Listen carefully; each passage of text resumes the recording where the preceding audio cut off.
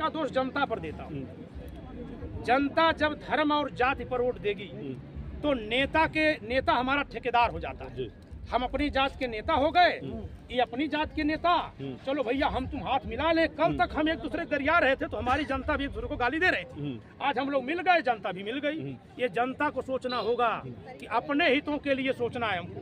संविधान में जो हक है, आज यहाँ धारा 144 लगा करके आम जनता को हटाया जा रहा है, तो पार्टियों की जिम्मेदारी है जो विपक्ष में है उस पर सवाल करें। अगर वो कर रही है तो हमारे लिए कर रही है, हम उनके साथ हैं। अगर वो नहीं कर रही हो, सरकार के साथ चिपक रही है, तो वो हमारे साथ नहीं है, वो अपने लिए काम कर रहे हैं। क्या कहना चाहते हैं जो किसान पे समूह बॉर्डर पर रोक रखे हैं? देखिए, किसानों के बारे में तो मोदी जी जब किसान कानून वापस ले रहे थे, कृषि कानून, तो उन्होंने कहा था, हम तो बस वही याद दिलाना चाहते हैं कि उस बार नहीं समझा पाए थे तो 2 साल का मौका था, तब तक समझा लिए होते। में से नहीं समझा पाए, फिर भी वहाँ पे धारा 144 लगाकर वहाँ पे धारा 144 तो पूरे देश में है, आप जहाँ बैठकर बोलेंगे वहीं धारा 144 लग जाती है। मैं कानून का विद्यार्थी हूँ, मैं दावे के साथ कह रहा हूँ कि ये धारा 144 का दुरुपयोग है। तो आप यहाँ पे क्या करने आए थे दिल्ली में? नहीं, हम दिल्ली में आए हैं दिल्ली की जनता की, देश की जनता को जानने, समझने, आवाज उठाने। ईवीएम के खिलाफ? बिल्कुल। ईवीएम का बेईमानी करके जीत रही है बीजेपी सरकार? ऐसा नहीं, हम ये नहीं कह सकते हैं कि वो बेईमानी से जीत रहे कि ईमानदारी से, समझिएगा। मैं ये कह रहा हूँ कि उससे बेईमानी होगी तो हमको पता ही नहीं चलेगा, हमें उस पर यकीन नहीं है। मेरा तर्क है, मेरा ये तर्क है कि आप ऐसे माध्यम से वोट नहीं ले सकते जिस माध्यम में आप धोखा करें कि फरेब करें, ये आपके ऊपर है। हमारे पास तो है ही नहीं, हम तो समझ नहीं पाएंगे। तो आचार से पहले से आया था ईवीएम मशीन आया है, तो ये तो सरकार को सोचना चाहिए। मैं फिर से वही बात कर रहा हूँ कि मेरे हाथ में माचिस है, मैं उससे चूल्हा जलाऊंगा कि घर जला दूंगा? सवाल कब उठेगा? जब उसी माचिस से मैं घर जलाने लगूंगा। अगर आवाज उठने लगी है तो जिसके हाथ में माचिस है उसको सोचना चाहिए कि आवाज क्यों उठने लगी है। देश सर विश्व गुरु की ओर जा रहा है। कह दीजिएगा, जो नोट जो प्रिंट हुए हैं जी, जो आज तक पार्लियामेंट में पास नहीं हुए, जी जी, और सेकंड टर्म जारी है, और ये सेकंड टर्म में ये भी खत्म होने वाली है जी, तो ये नोट जो है क्या इलीगल नहीं है या कॉन्स्टिट्यूशन की बेइज्जती नहीं है? देखिए सर, मैं तो कॉन्स्टिट्यूशन पे, जी बिल्कुल बिल्कुल, मेरा ये कहना है कॉन्स्टिट्यूशन जो है, कॉन्स्टिट्यूशन का तो इतना अतिक्रमण हो रहा है, इतना अतिक्रमण हो रहा है।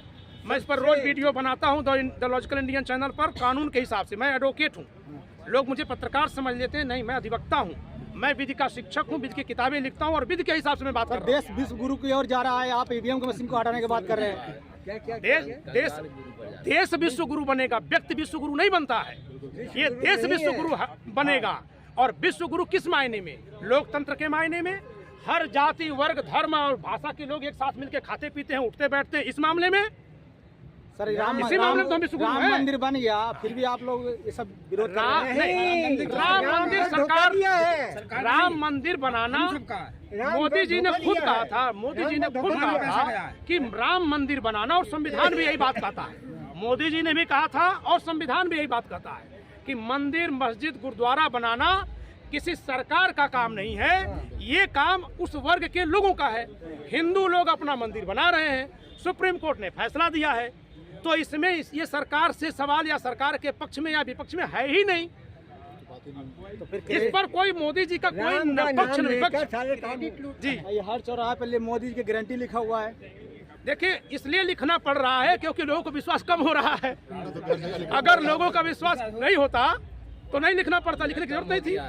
क्या जरूरत है लिखने की? शंभू बॉर्डर पे जो किसानों का भी आंसू गैस के गोले छोड़े जा रहे हैं, 400 लोग घायल हैं। बहुत दयनीय है, बहुत निर्मम है। किसान को मौत हो गया है। अन्नदाता को अगर छलनी किया जाएगा तो इस देश की छाती छलनी हो रही है, सरकार को इसकी कीमत चुकानी पड़ेगी।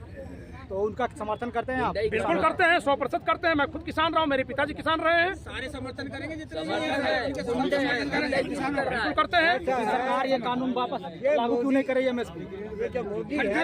जो आपने यही जो आपने कहा कि सरकार एमएसपी कानून क्यों नहीं लागू कर रही है, इसीलिए तो उनको लिखना पड़ रहा है कि ये मोदी जी की गारंटी है। मोदी जी का भाषण सुनिए, वो कहते हैं कि 2022 तक हम एमएसपी 2 गुना कर देंगे। 2022 शायद नहीं आया है क्या? आज 100 तारीख है, अभी आने वाला है, अभी मोदी जी अभी आने वाला है। नहीं, हम लोग आज फरवरी 2024 में खड़े हैं, किसानों की जमीन का सौदा, लेकिन 2022 का जो वादा था उसकी गारंटी के लिए छापा जा रहा है। मोदी की गारंटी है, 2022 तक ये भी गारंटी मोदी की नहीं होती है, सुन लीजिए, गारंटी सरकार की होती है और सरकार में बैठे लोग अपनी गारंटी नहीं निभा रहे हैं। ईवीएम के खिलाफ प्रदर्शन, ईवीएम ना हो इस बार लोकसभा चुनाव और बैलेट पेपर से हो, इसी को मांग के लेकर यहाँ पे जनता की राय आप सुने। और वीडियो अच्छा लगा हो तो लाइक सब्सक्राइब शेयर जरूर करें। तब तक के लिए जय हिंद जय भारत।